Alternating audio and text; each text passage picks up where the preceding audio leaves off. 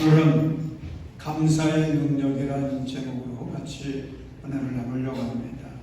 여러분, 감사는 능력이 있거든요. 그 감사의 능력은 인생을 역전케 만듭니다.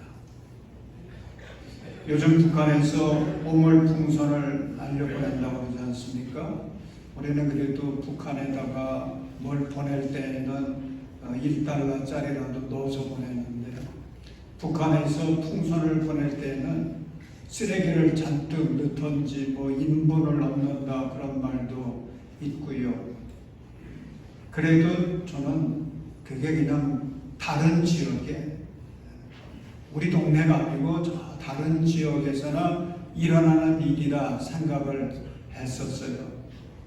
그런데 깜짝 놀란 것이 6월 1일 날 토요일이었는데, 그 토요일 날 밤 10시경에 우리 교회 이쪽에, 교회 앞에 미용실 사이 그 길 있지 않습니까? 거기에 뭐가 떨어졌대요.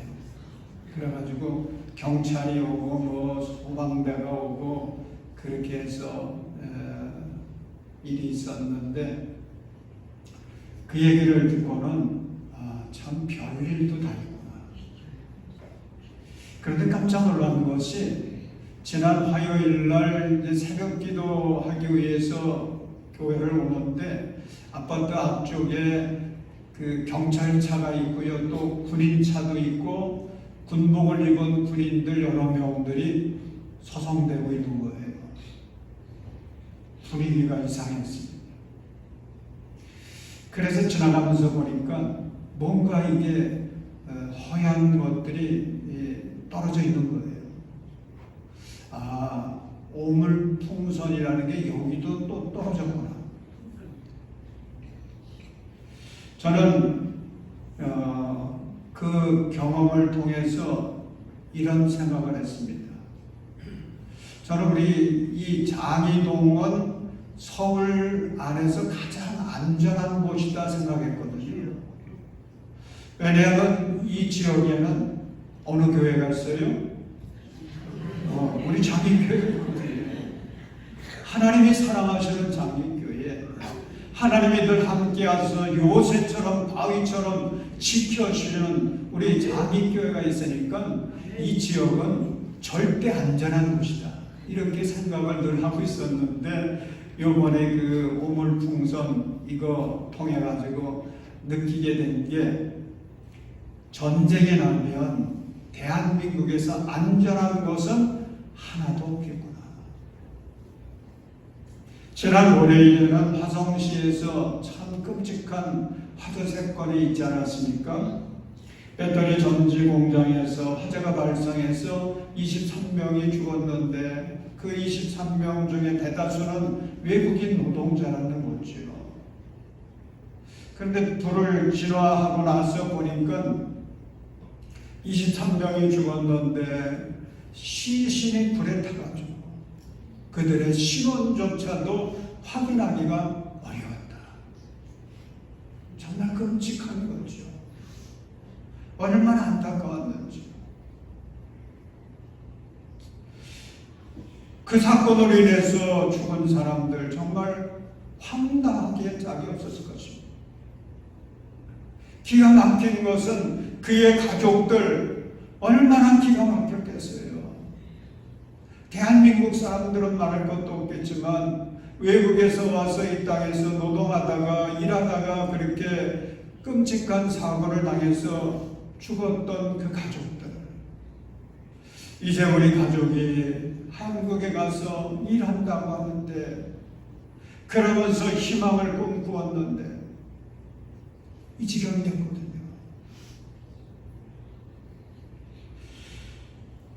얼마나 끔찍한 일입니까? 여러분, 그런데 이것이 우리의 삶과는, 우리의 가정과는 관계없는 일이 아니에요. 언제 우리가 이런 일 당할지 알 수 없어요. 언제 우리의 가정에 이런 문제들이 생길는지 알 수 없어요. 그런 세상을 우리는 살아가고 있는 것입니다.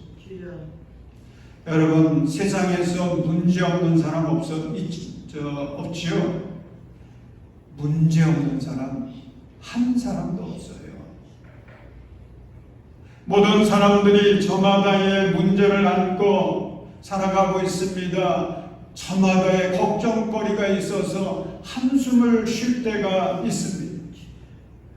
아마 우리 교인들 중에 어떤 분들은 너무 힘들어서 지금 그래서 눈물 흘리고 있는 분들도 계실 것입니다. 사랑하는 여러분, 우리가 이런 상황 속에서 살아가고 있지만은 우리 예수 믿는 자들은 어떻게 해야 할까요? 어떻게 해야 이런 문제들을, 이런 상황들을 극복하면서 인생 역전을 이루어서 우리 하나님께 영광을 돌릴 수 있겠습니까? 오늘 본문에서 우리는 예수님을 만나게 되고 그 예수님께서 우리에게 그 해답을 보여주시고 계십니다. 아멘. 오늘 읽은 본문은 큰 슬픔과 비극을 당한 어느 가정을 소개하고 있는데 이 가정은 나사로의 가정이에요. 이 나사로의 가정은 베다니에 살고 있었고 그리고 마르다, 마리아 두 자매와 함께 삼남매가 살았습니다. 나이 같은 사람들이 아니에요. 젊은 사람들이에요. 그런데 이 사람들은 예수님을 참 사랑했습니다.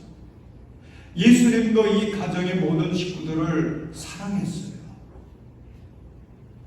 그래서 예수님께서 부근에 오셨을 때에는 이 가정을 찾아가서 여기서 쉬기도 하고 그렇게 하셨던 거죠. 그러던 어느 날 이 가정에 고난의 풍파가 몰아오기 시작합니다. 그래서 그 가정에 가장 과도 같았던 나사로가 갑자기 병이 드는 거예요. 그러면서 죽어갑니다. 그래서 마르다, 마리아 자매는 이 사실을 예수님께 사람을 보내서 알렸습니다. 예수님, 지금 우리 가정이 비상사태예요. 빨리 오셔서 우리 오빠 나사로 좀 살려주세요. 신방을 요청했죠. 근데 예수님이 안 오시잖아요. 그러다가 나사로는 죽었어. 그리고 이미 장사 지낸 지 나흘이나 됐어요. 근데 예수님께서 그때 오시는 거예요. 여러분 생각해 보십시오. 이제 이 가정에는 아무 희망이 없게 됐어요. 남은 것이라고 하는 것은 뭐가 남았겠어요? 엄청난 슬픔. 이게 남은 거예요. 또 남은 게 뭐가 있겠습니까? 예수님께 대한 섭섭함. 이게 남았겠죠. 상황은 이렇게 슬픔과 실망감으로 뒤덮인 아주 어두운 상황 속에 예수님이 오셨습니다. 그런데 여러분 보세요. 오늘 말씀 여러분들이 잘 알지 않습니까? 예수님이 오셔서 인생 역전에 놀라운 일을 행하십니다. 기적을 행하시는 거예요.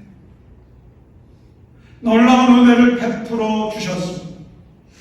여러분, 어떻게 해서 이런 인생 역전에 기적이 일어났는지 38절 39절의 말씀 우리 함께 읽겠습니다. 예수께서 다시 속으로 비통하게 여기시면서 무덤으로 가셨다. 무덤은 동굴인데 그 어귀는 돌로 막아 놓았다. 예수께서 돌을 옮겨 놓아 하시니 죽은 사람의 입이 마르다가 말하였다. 주님, 죽은 지가 나흘이나 되어서 벌써 냄새가 납니다. 자, 예수님은 무덤으로 찾아가서 사람들에게 무덤을 막고 있는 돌을 옮기라고 그렇게 말씀하시죠. 여러분, 이 당시에 이 유대인들의 장례법을 우리가 알아야 이 말씀을 이해하기가 좋은데, 우리는 사람이 죽으면 시신을 매장할 때 땅을 파가지고 바늘로 시신을 담아서 매장하지 않습니까? 그런데 유대인들은 굴을 파요. 불을 타가지고 굴 속에 시신을 넣습니다. 그리고 큰 돌로 그 입구를 막는 거예요.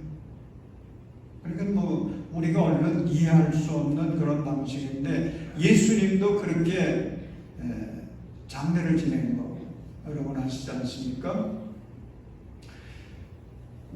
그래서 예수님은 사람들을 향해서 돌문을 옮겨놓으라고 말씀하신 겁니다. 근데 이 말을 들은 사람들 생각해 보십시오. 예수님이 지금 무엇을 하시려고 이 말씀하시는지, 왜 일을 시키는지 이게 이해가 되겠습니까?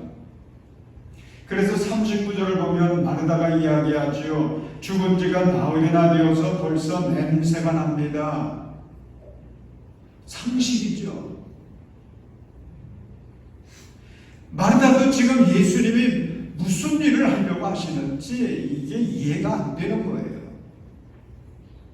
그런데 예수님께서 40절 보십시오. 어떻게 말씀하십니까? 우리 40절 함께 읽겠습니다. 예수께서 마르다에게 말씀하셨다. 내가 믿으면 하나님의 영광을 보게 되리라고 내가 내게 말하지 않았느냐. 자, 예수님 그 말씀에 조금도 지체하지 아니하시고 강경하게 말씀하세요. 너희가 지금 이해가 되지 않더라도 왜 이렇게 하라고 하는지 그 이유를 모른다고 할지라도 믿고 순종해 보라는 거죠. 믿고 순종해 봐라. 그저 사람들이 무덤의 돌문을 옮깁니다.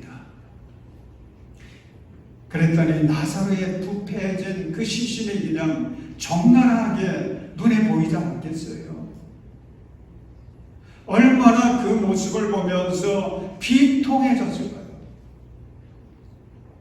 그 모습 속에서는 아무 희망도 그나마도 찾을 수가 없는 지경이었습니다.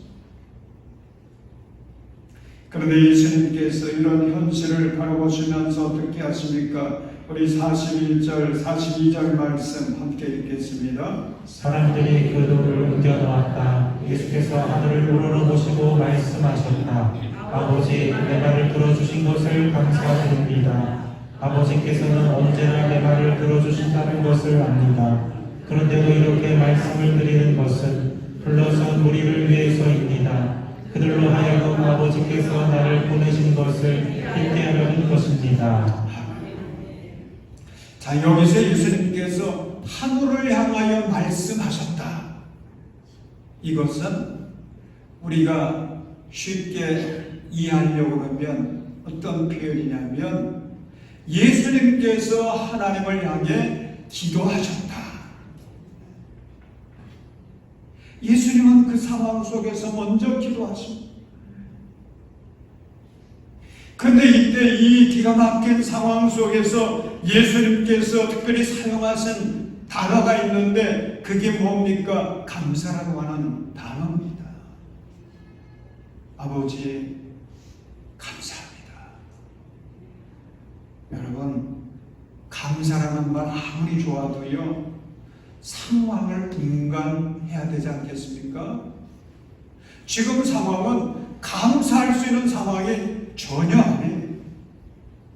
도리어 감사라는 말 잘못 사용하면 그 말을 지금 현장에서 듣고 있는 마르다, 마리아뿐만 아니라 그 동네 사람들이 분개할 수 있는 그런 말이거든요.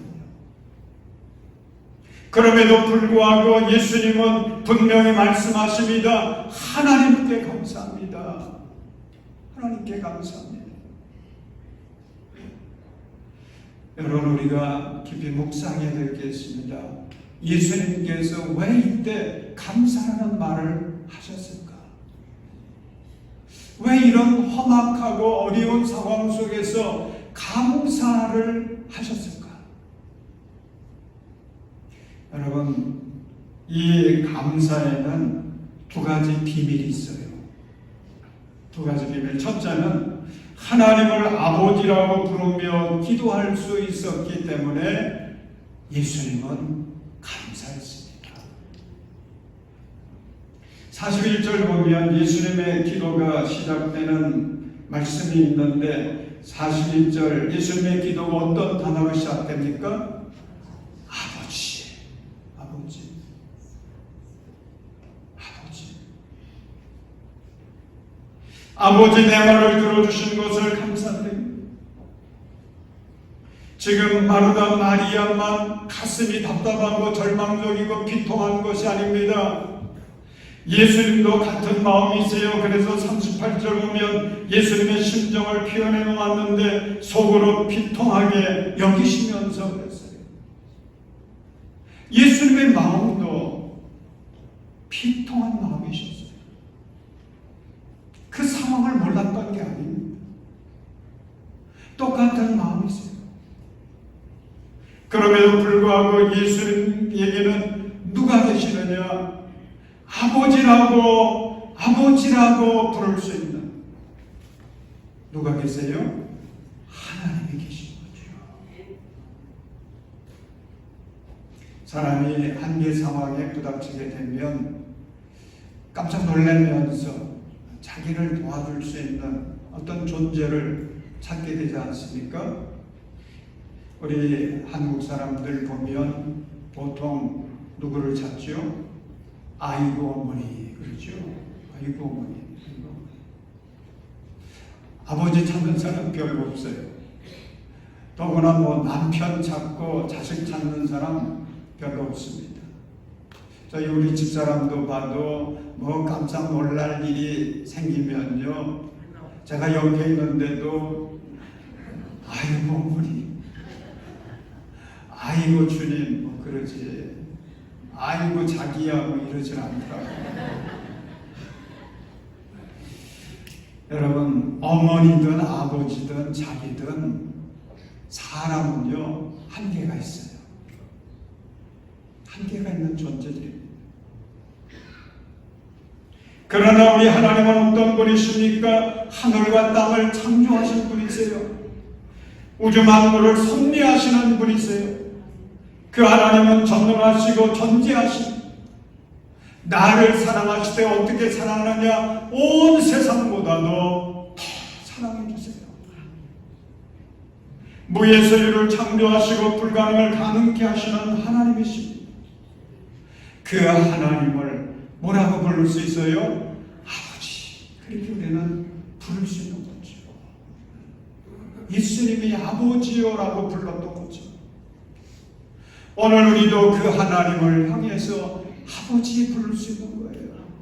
여러분, 이것이 얼마나 큰 행복인지, 이것이 얼마나 큰 감사의 조건인지. 왜 그렇습니까? 아버지가 있는 사람은, 하나님을 아버지로 부를 수 있는 사람은 절망할 필요가 없어요. 언제나 희망을 가질 수가 있습니다. 그 하나님께서 함께 하시고 돌보아 주시고 나에게 필요한 지혜와 능력을 허락해 주셔서 그 위기를 이기게 하시고 마침내 인생 역전을 통하여서 하나님의 영광을 드러내도록 주님이 도우시는 거예요. 그 하나님이 계시기에, 그 하나님을 내가 아버지라고 부를 수 있기에 우리는 감사할 수 있는 거죠. 요즘에도 보면 인생의 한계를 느끼고 극단적인 선택을 했다고 하는 이야기들 종종 듣지 않습니까? 그런 사람들은 더 이상 희망이 없다고 생각하는 거죠. 더 이상 의지하기가 없다고 생각을 한 것입니다. 그러나 여러분, 우리에게는 하나님이 계세요. 하나님이 계세요. 그 하나님을 나의 아버지라고 믿고 고백하고 기도할 수 있는 믿음이 있다면 우리 하나님께서 반드시 우리를 일으켜 주실 것입니다. 그 하나님께서 우리로 하여금 다시 출발하게 해주실 거예요. 우리의 모든 상황을 승리하도록 주님이 도와주실 것입니다. 사랑하는 여러분, 지금 여러분의 상황이 어떤 상황입니까? 혹시 캄캄한 상황은 아니신지요? 그렇다면 그 문제를 안고 하나님 앞에 나와서 아버지라고 부르면서 기도하시기를 바랍니다. 여러분, 우리 교회가 7월 기도의 달로 정하고 하나님 앞에 기도하려고 합니다. 7월 8일부터는 기도 릴레이를 하려고 합니다. 여러분, 다음 주일에는 우리가 구체적으로 어떤 기도의 제목을 갖고 기도해야 되는지 안내해 드리려고 해요. 사랑하시는 여러분, 하나님을 아버지로 부르며 기도할 수 있는 우리에게는 늘 소망이 있음을 믿으시기 바랍니다. 여러분, 이것이 어떤 상황에서도 우리가 감사할 수 있는 감사의 이유가 되는 거예요. 하나님을 아버지로 신뢰하고 기도할 수 있기를 주님의 이름으로 축원합니다. 둘째로 예수님의 감사에서 발견할 수 있는 또 하나의 비밀이 있습니다. 그것은 하나님께서 하실 일을 바라보았기 때문에 예수님은 그 상황에서도 감사했습니다. 예수님께서 기도하신 41절 보면 예수님께서 확신하고 있는 것을 우리가 볼 수가 있는데, 예수님은 이렇게 고백하지요. 41절에서는 아버지, 내 말을 들어주신 것을 감사드립니다. 이것은 과거 차원입니다. 42절 보면 아버지께서는 언제나 내 말을 들어주신다는 것을 압니다. 현재와 미래 차원입니다. 지금 예수님은 이 기가 막힌 상황 속에서 하나님을 향해 기도하면서 감사할 수 있었던 것은 우리 하나님께서 나의 기도를 들으시고 행하실 일들, 그걸 바라보니까 감사할 수 있었던 거지요. 여러분, 감사는 세 가지 차원에서 할 수 있습니다. 첫째는 과거에 하나님께서 베풀어 주신 은혜에 대한 감사를 할 수 있고요. 두 번째는 현재 하나님께서 베풀어 주시는 은혜로 인해서 우리가 감사할 수가 있습니다. 세 번째는 미래에 하나님께서 베풀어 주실 은혜에 대해서 미리 감사할 수가 있습니다. 여러분께 묻겠습니다. 이 세 가지 감사 중에서 제일 귀한 감사가 몇 번이겠어요? 3번이죠. 이미 베풀어 주신 은혜, 그것 때문에 감사하는 것은 감사가 쉬워요. 지금도 베풀어 주시고 있는 주님의 은혜를 깨닫고 감사하는 거, 이거 조금 어렵지만 그래도 할 수 있어요. 아멘. 근데 세 번째, 아직 눈에 보이지 않습니다. 현실로 나타나 있지 않습니다. 근데 우리 하나님께서 나의 기도에 응답해 주셔서 역사하실 것을 눈으로 바라보면서 그것을 미리 감사할 수 있는 것, 여러분, 이것은 아무나 할 수 있는 것이 아닙니다. 이런 감사는 누가 할 수 있느냐? 하나님을 믿고 하나님께 믿음으로 기도하는 사람만이 할 수 있는 거예요. 여러분, 43절과 44절을 보시기 바랍니다. 예수님께서 하나님 아버지께 응답을 확신하고 감사하며 기도했더니 주님께서 어떤 역사가 일어나게 하셨습니까? 자, 우리 이 말씀 함께 읽겠습니다. 이렇게 말씀하신 다음에 큰 소리로 나사로야 나오라 하고 외치시니 죽었던 사람이 나왔다. 손발은 천으로 감겨 있고 얼굴은 수건으로 싸매어 있었다. 예수께서 그들에게 그를 풀어주어서 가게 하라 하고 말씀하셨다. 아멘. 우리 하나님은 신실하신 하나님이세요. 우리 하나님 신실하세요. 우리 교인들이 참 좋아하는 찬송 중에 하나가 301장인데 301장 가사 보면 처음 가사는 지나간 과거 속에서 주님이 베풀어 주신 은혜를 되돌아보며 찬송하는 것입니다. 지금까지 지내온 것 주의 크신 은혜나 한이 없는 주의 사랑 어찌 일어나랴. 자, 그 다음 가사가 중요해요. 그 다음 가사는 현재와 미래에도 계속해서 은혜로 역사하시는 우리 하나님을 찬송하는 것입니다. 자나 깨나 주의 손이 항상 살펴주시고 모든 일을 주 안에서 형통하게 하시고. 사랑하는 여러분, 하나님의 신실하심을 믿으시기 바랍니다. 하나님께서 오늘도 내일도 우리의 기도에 응답해 주실 것입니다. 그걸 바라보며 감사하십시오. 내가 지금은 원망거리요 슬픔뿐이라고 할지라도 주님께서 나의 기도에 응답하여 주셔서 베풀으실 미래의 그 위대한 은혜를 바라보면서 감사하십시오. 감사할 수 있습니다. 그러면 우리의 삶에도 인생 역전에 기적이 임하게 될 줄로 믿습니다. 여러분, 우리는 예수님을 통해 배우는 인생 역전의 비결, 원리, 그것을 이렇게 정리할 수 있습니다.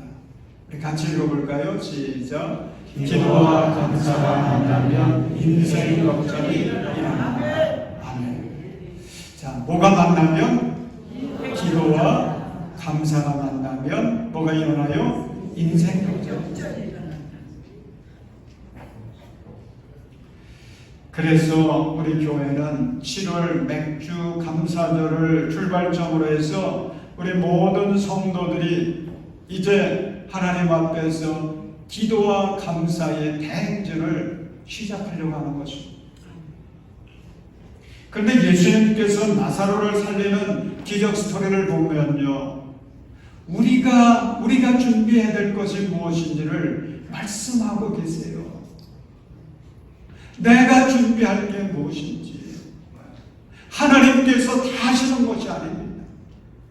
내가 할 게 있어요. 두 가지입니다. 첫째는 믿음입니다.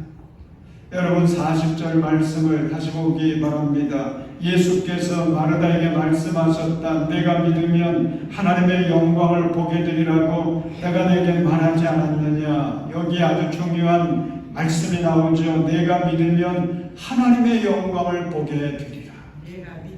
자, 이 말을 줄이면 이렇게 줄일 수 있습니다. 믿으면 보게 되리라. 사람들은 보통 이렇게 하나님께 요구합니다. 하나님, 저에게 먼저 보여주세요. 희망을 보여주시고 뭔가 증거를 보여주시고 내 삶 속에서 내가 볼 수 있는 어떤 역사가 일어나게 해주세요. 그러면 제가 믿겠습니다. 그런데 우리 주님은 말씀하세요. 내가 믿으면 보게 되리라. 그렇습니다. 우리에게 먼저 필요한 것은 믿음입니다. 믿음을 준비하십시오. 또 한 가지, 두 번째로 인생 역전의 기적을 위해서 우리가 준비해야 될 것이 있는데 순종입니다. 여러분 39절에서는 주님께서 돌을 옮겨 놓으라 그렇게 말씀했는데 41절 보면 사람들이 그 돌을 옮겨 놓잖아요.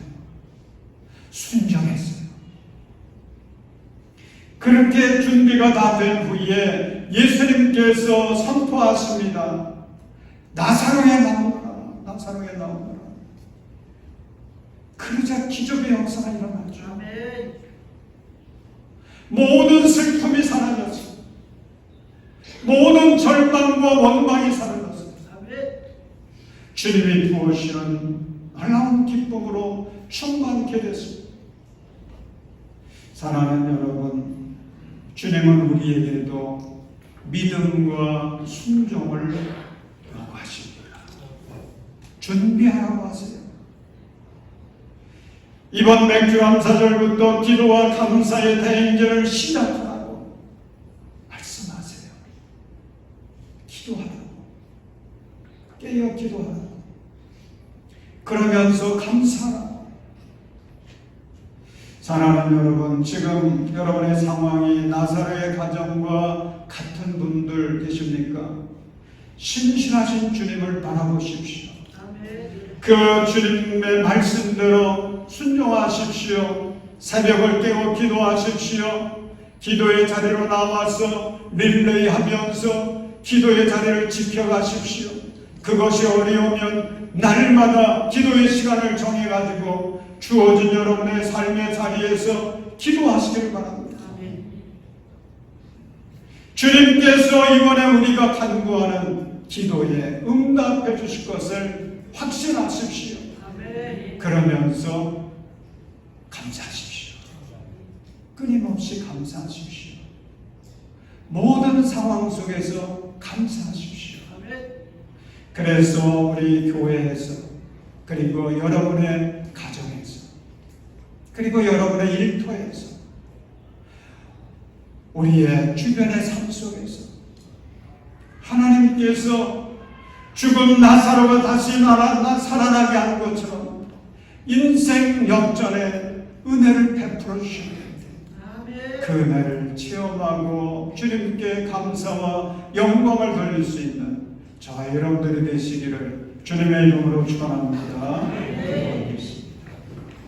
좋으신 하나님, 우리 모든 성도들에게 감사의 능력과 기도의 능력을 허락해 주시옵소서. 지금 우리의 상황이 캄캄하고 절망적이라 할지라도 예수님처럼 하나님을 향해 기도하게 하시고 감사하게 해주셔서 언제나 신실하신 하나님을 우리도 우리의 삶 속에서 체험하게 하여 주시옵소서. 예수님의 이름으로 기도합니다.